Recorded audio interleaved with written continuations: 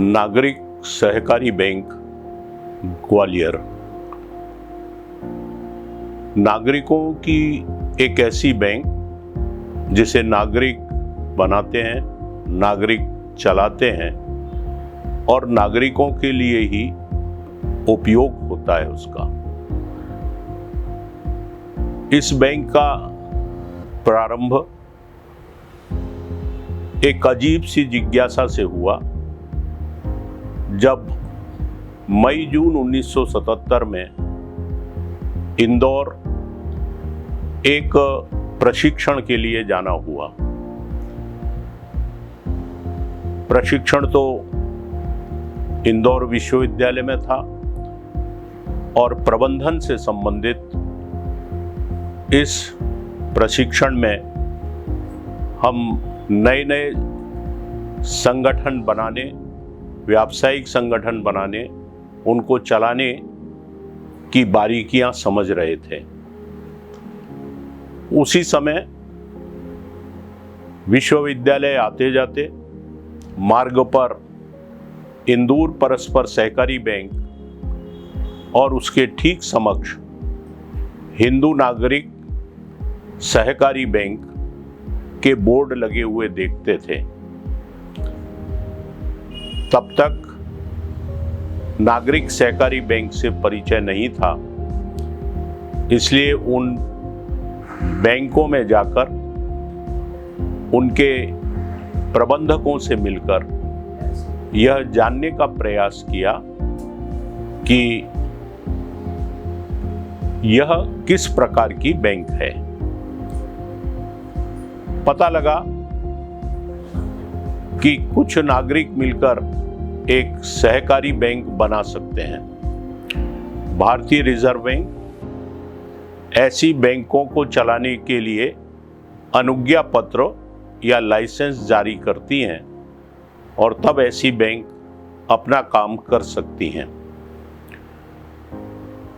Bank की समस्त योजना समझकर ग्वालियर में इस प्रकार की बैंक बने, इसलिए अपने मित्रों, शुभचिंतकों के साथ बैठकर योजना पर विचार किया और सबने मिलकर संकल्प लिया कि नागरिक सहकारी बैंक की स्थापना की जानी चाहिए। जहां से जो जानकारी एकत्र हो सकती थी वह एकत्र करते हुए और बैंक के लिए सदस्य और अंश पूंजी जुटाने का काम प्रारंभ किया। जब 100 सदस्य 1 लाख रुपए अंश पूंजी हो गई तो उस अंश पूंजी को बैंक के बचत खाते में जमा करते हुए मध्य प्रदेश सहकारिता विभाग से बैंक के पंजीयन हेतु प्रयास किया।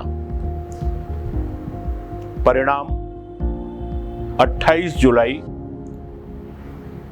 1978 को नागरिक सहकारी बैंक मर्यादित ग्वालियर पंजीकृत हुई और भारतीय रिजर्व बैंक से अनुज्ञा पत्र प्राप्त करने के लिए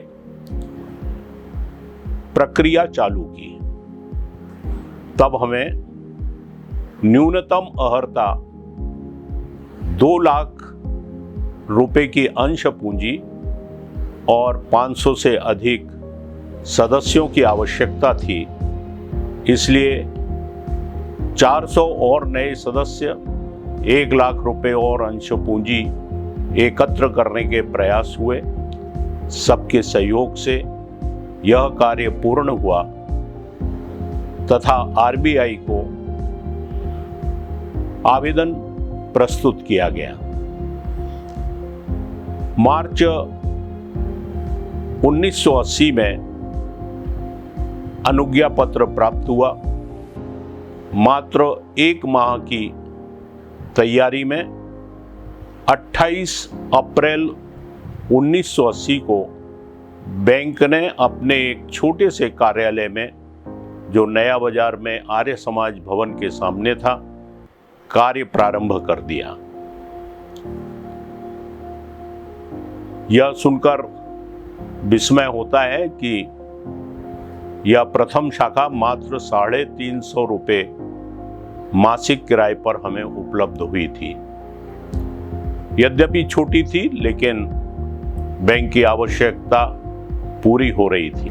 बैंक का यह सुखद संयोग था कि उसे प्रारंभ में ही श्री M.B. घोटनकर, जो सेवानिवृत्त प्रबंधक थे यूको बैंक से, वो सेवाएं देने के लिए उपलब्ध हुए और इसका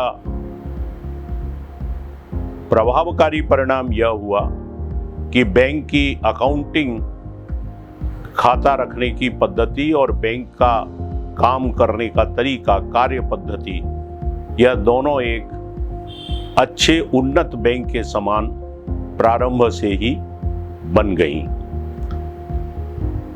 और इसी कारण सहकारिता विभाग को भी ढूंढे से भी ऑडिट के समय, अंकेक्षण के समय, निरीक्षण के समय बैंक के कार्य में गलतियां नहीं मिलती थी और बैंक अंकेक्षण की दृष्टि से ए वर्ग में क्लासिफाइड या वर्गीकृत होता था। भारतीय रिजर्व बैंक के भी प्रति 2 वर्ष में निरीक्षण होते हैं और उन निरीक्षणों में भी बैंक सदा सर्वदा आगे पाया जाता था, त्रुटि रहित, किसी भी प्रकार की कोई गलती या नियमों की उल्लंघन या आदेशों की अवज्ञा उन्हें नहीं मिलती थी और इसलिए वे बैंक को प्रशंसा देते थे। इस सब का परिणाम यह हुआ कि बैंक बहुत तेजी से प्रगति करती गई और प्रारंभ के 8-10 वर्षों में क्रमशः बैंक की बढ़कर 3 शाखाएं और खुली, कुल 4 शाखाएं हो गईं। 2007-8 में बैंक की और 2 शाखाएं खुलकर कुल 6 शाखाएं हो गईं और आज बैंक के पास 5 शाखाओं को खोलने की अनुमति प्राप्त है। अर्थात आगे आने वाले समय में बैंक की 11 शाखाएं हो जाएंगी, जिनमें एक मुरैना और डबरा भी होगी। यह बैंक शाखाओं की संख्या के हिसाब से चमत्कारिक संख्या होगी, जो मध्य प्रदेश में किसी भी अन्य बैंक के पास नहीं है। नागरिक सहकारी बैंक 1980 से ग्वालियर शहर में नया बाजार से प्रारंभ हुई एवं समस्त संचालकों, कर्मचारियों, अन्य समाजसेवियों के सहयोग से बैंक उत्तरोत्तर प्रगति करती हुई आज वर्तमान में 6 शाखाओं पर एवं मुख्यालय पर कार्य कर रही है। वर्तमान में बैंक की 6 शाखाएं हैं, जो कि नया बाजार से प्रारंभ होकर लाला के बाजार में 1994 में, मुरार में 1994 में, सिटी सेंटर में 1995 में, सिंदेगी छावनी में 2009 में एवं लोहा मंडी ओल्ड ग्वालियर में 2009 में प्रारंभ हुई। सभी शाखाएं सुसज्जित हैं, वातानुकूलित हैं एवं आधुनिक तकनीक से जुड़ी हुई हैं। सभी शाखाओं में कोर बैंकिंग की सुविधाएं उपलब्ध हैं एवं समस्त कर्मचारी योग्य हैं एवं पूर्ण रूप से सक्षम है। नागरिक सहकारी बैंक मर्यादित का यह पूरा प्रयास रहा आज तक उसमें कोई भी सक्रिय राजनीति में भाग रखने वाले नेता, संचालक या प्रमुख व्यक्तियों में नहीं रहे। बैंक प्रथम दिन से ही लाभ में रही और सदस्यों को सदैव उनके अंशों पर लाभांश बांटती रही है।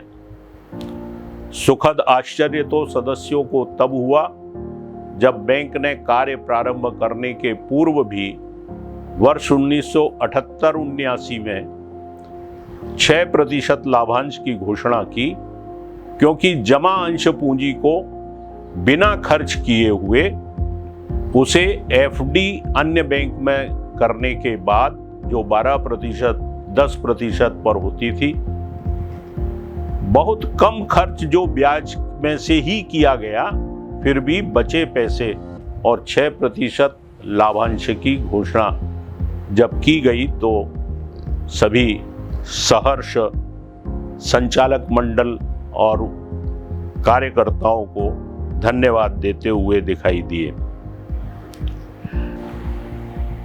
समय के साथ बैंकिंग में आ रहे विभिन्न परिवर्तनों को ग्राह्य किया, जैसे कंप्यूटराइजेशन 2000 में बैंक ने प्रारंभ कर दिया, कोर बैंकिंग इसी प्रकार से 2010, 11, 12 में बैंक ने कोर बैंकिंग कर ली। आज समय online transfer, online banking, phone banking, ATM, digital centres इस प्रकार के हैं और नागरिक बैंक इन सब में बराबरी से अन्य बैंकों के साथ खड़ी हुई है। यह एक बहुत बड़ी उपलब्धि है जो प्रदेश के कुछ ही बैंकों के पास है। बैंकिंग में तकनीकी प्रयोग आज सभी राष्ट्रीयकृत बैंकों में हो रहा है। नागरिक सहकारी बैंक भी इसमें पीछे नहीं है। नागरिक सहकारी बैंक में हमारे यहाँ debit card, mobile banking, UPI, internet banking आदि सभी सुविधाएं उपलब्ध हैं। 365 दिन एनईएफटी, आरटीजीएस, नाच, ईसीएस की सुविधा भी हमारे यहाँ उपलब्ध है। SMS banking, personalised banking, chequebook भी उपलब्ध कराए जाते हैं। चेकबुक पर खाताधारक का नाम भी छपा हुआ होता है। अपनी तरह की अनूठी ई लॉबी जहां ATM, cash deposit, cheque deposit, passbook printing machine सभी सुविधाएं उपलब्ध हैं। यह सभी सुविधाएं बैंक के सिटी सेंटर परिसर में उपलब्ध है। सहकारी बैंक ग्वालियर की यह एक उल्लेखनीय विशेषता है कि प्रारंभ से आज तक उसका 0% एनपीए है। नागरिक सहकारी बैंक मर्यादित ग्वालियर इस दृष्टि से भी आगे है क्योंकि उसका शुद्ध एनपीए 0% है।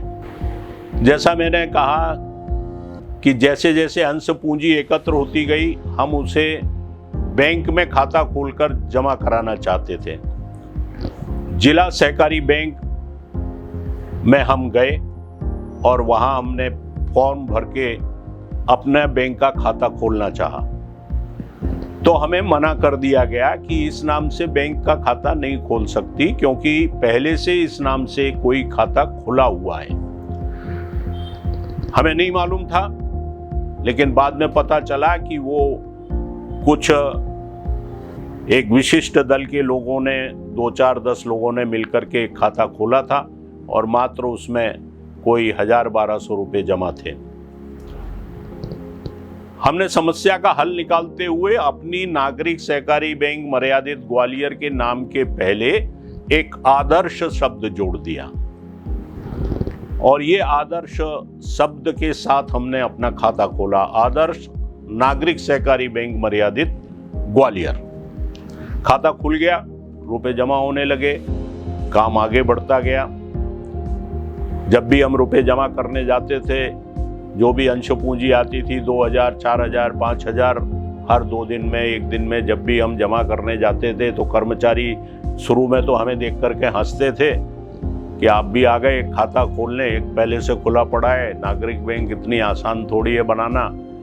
लेकिन हमने भी अपने धैर्य के साथ धीरे धीरे आगे बढ़ना शुरू किया और वो 2000, 4000 जैसे बढ़ते बढ़ते 40, 50 हजार और 1 लाख तक पहुंचे तो वे आश्वस्त होने लगे और वे खुद चाहने लगे कि वे भी कुछ शेयर खरीद लें। मैं इस घटना को इसलिए अच्छा मानता हूं कि ये जो आदर्श शब्द हमने लगाया, ये आदर्श शब्द हमें हमेशा याद दिलाता रहता था कि नागरिक सहकारी बैंक हमें ऐसी वैसी नहीं बनानी, जो नाम रखा है उस नाम के अनुसार ही हमारी बैंक आगे बढ़ती हुई दिखनी चाहिए।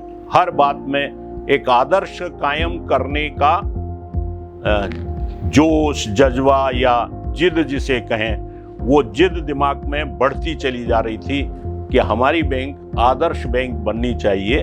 और ये प्रसन्नता है कि हम कह सकते हैं कि मध्य प्रदेश में हमारी बैंक एक आदर्श बैंक है। अपने प्रदेश के मुख्यमंत्री स्वर्गीय श्री अर्जुन सिंह जी रहे और उन्होंने अपने मुख्यमंत्रित्व काल में एक आदेश के सभी सहकारी बैंकों के बोर्ड संचालक मंडल को भंग करके और शासकीय अधिकारियों को प्रशासक के तौर पर भेज दिया। हमारी बैंक को प्रारंभ हुए मात्र 2-3 वर्ष हुए होंगे उस समय। बड़ी एक चिंता हुई कि अभी पौधा ठीक से रोप भी नहीं पाया है और ऐसे में अगर अधिकारियों ने अपने कुछ कुचक्र चला दिए तो बैंक और बैंक में जमा पूंजी सब तहस नहस हो सकती है। और इसलिए जनता में आवाज तो उठी, आरबीआई को भी बहुत सी शिकायतें गईं और कानून का भी सहारा लेकर केस दाखिल किया। इसी बीच एक मध्य प्रदेश सहकारिता विधान में प्रावधान है कि किसी भी सहकारी संस्था का सदस्य संख्या का 1/10 अगर मिलकर एक प्रार्थना पत्र संयुक्त पंजीयक को देते हैं पंजीयक कार्यालय में, तो उसे एक सभी सदस्यों की असाधारण सभा बुलानी पड़ेगी और उसमें जो भी कार्यवाही होगी वो की जाएगी। ये प्रावधान ध्यान में आते ही हमने अपने तमाम सदस्यों को एकत्र किया, आवेदन पत्र बना करके एक दिन महाराज बाड़े पर जहाँ सहकारिता का कार्यालय था, वो पंजीयक बैठते थे, वहाँ जब एक साथ लगभग 70 लोग पहुँचे तो पूरे कार्यालय में अचंभे की और हड़बड़ाहट की स्थिति बन गई कि इतने सारे लोग कैसे आ गए। और जब पंजीयक जी के सामने वह आवेदन रखा कि हम नागरिक सहकारी बैंक की ओर से आए, हमारी संस्था अधिग्रहित कर ली गई या प्रशासक बिठाल दिया है, हमें अपने सदस्यों की असाधारण सभा बुलाई जाए आपके द्वारा और उसमें विचार किया जाए इस पर। वे इतने अचंभित थे क्योंकि पूरे अपने 30-35 साल के जीवन में उन्होंने कभी ऐसा दृश्य नहीं देखा था, इस प्रावधान का उपयोग करते हुए नहीं देखा था। मुझे यहाँ पर यह बताना होगा कि सदस्यों की संगठित शक्ति ही सहकारी आंदोलन या सहकारी समिति को सभी आक्रमणों से बचा सकती है। और इसलिए सदस्यों के बीच एकजुटता, सदस्यों के बीच विचार की समानता और सदस्यों के बीच ऐसी तत्परता कि अपनी संस्था को बचाने के लिए वे सब दौड़ भाग करने लगे। इस बैंक की स्थापना में कुछ लोगों का बड़ा अहम योगदान है। मैंने एक नाम अभी लिया, डॉक्टर संतोष प्रसाद जी शर्मा, चिकित्सक थे, ख्यातनाम चिकित्सक थे और बैंक के प्रथम अध्यक्ष के रूप में उन्होंने दायित्व का निर्वहन किया बहुत अच्छी तरह से, बैंक के गठन के प्रथम दिन से और बैंक को आगे बढ़ाने के लिए अगले 5 साल तक उन्होंने अपना समय दिया। वैसे ही दूसरा नाम श्री बैजनाथ जी शर्मा, वे भी अब हमारे बीच नहीं है। डीएवी में शिक्षक थे, समाज में बहुत प्रतिष्ठित थे घूम घूम कर सदस्य बनाने में, जमा एकत्र करने में और अच्छे ऋण प्रकरण बैंक तक लाने में उनका अहम योगदान रहा। बैंक के तृतीय अध्यक्ष रहे श्री ओम प्रकाश जी गुप्ता, आयकर सलाहकार हैं और पहले दिन से पंजीयन के लिए भोपाल जाना हो, पंजीयन के लिए मुंबई जाना हो, इंदौर जाना हो, वे हमेशा हमारे साथ रहे और आगे बढ़कर उन्होंने सब जगह बैंक का पक्ष रखा और बैंक को अनुज्ञा पत्र दिलाने में बहुत सहयोगी रहे। बैंक की उपविधियां बनाने में अनेक लोगों ने सहयोग किया। मूल प्रेरणा और प्रत्यक्ष सामने न आते हुए भी श्री महिपति बालकृष्ण चिकटे जी ने हर क्षण हर प्रकार की चिंता की और बैंक को बढ़ाने के लिए प्रेरित करते रहे। बैंक के द्वितीय अध्यक्ष चार्टर्ड अकाउंटेंट स्वर्गीय श्री नंद किशोर जी गुप्ता, उनका भी बैंक के पास ही अपना कार्यालय था, लेकिन बैंक के लिए प्रति सप्ताह उनके कई घंटे लगते थे। अत्यंत व्यस्त होने के बाद भी बैंक को आगे बढ़ाने में उनका योगदान भुलाया नहीं जा सकता। बैंक के समस्त संचालकों ने आगे की भविष्य की योजनाएं तय की हैं, जिसमें बैंक के कुल व्यवसाय को 1000 करोड़ तक पहुंचाना है, बैंक को राष्ट्रीय स्तर की सहकारी बैंक बनाना है, बैंक अगले एक वर्ष में बैंक की शाखाओं की संख्या में वृद्धि एवं विस्तार करना है, बैंक को तकनीकी रूप से उन्नत बनाने के साथ ग्राहक सेवा को अधिक प्रतिस्पर्धी बनाना है, 100 से अधिक स्व सहायता समूह बनाकर लगभग 1000 मातृशक्ति को स्वावलंबी एवं रोजगार उपलब्ध कराना है,